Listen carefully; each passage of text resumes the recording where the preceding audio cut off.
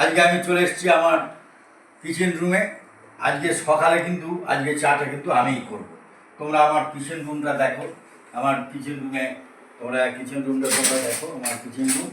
হ্যাঁ, এবার আমি এখানে এই যে সুইচটা দিলাম, এই যে আমাদের এই যে এটা হচ্ছে ইলেকট্রিক চুল্লি, এটাতে দিয়ে আমরা সকালবেলা চাটা করি।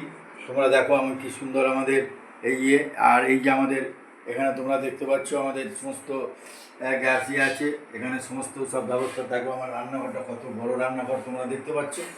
তো যাই হোক, আজকে চাটা কিন্তু আমি করছি, তো তোমরা দেখতে থাকো।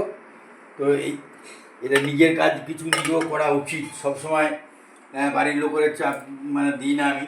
আমি নিজে কিন্তু এই মাঝে মাঝে এই চাটা করি, বা এগুলো মাঝে মাঝে আমার এটা ইয়ে আছে।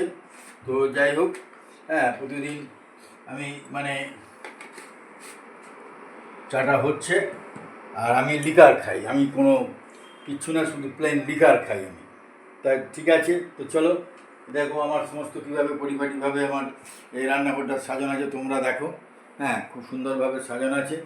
তো যাই হোক, আজকে তোমাদের আমার সব রান্নাঘর দেখালাম। দেখো আমার ওয়াটার ফিল্টার, এখানে জলের ফিল্টারটাও আছে তোমরা দেখতে পাচ্ছ। হ্যাঁ, এখানে সব কিছুই মোটামুটি একটা নিয়ম মাফিক আমরা বুঝিয়ে চলি।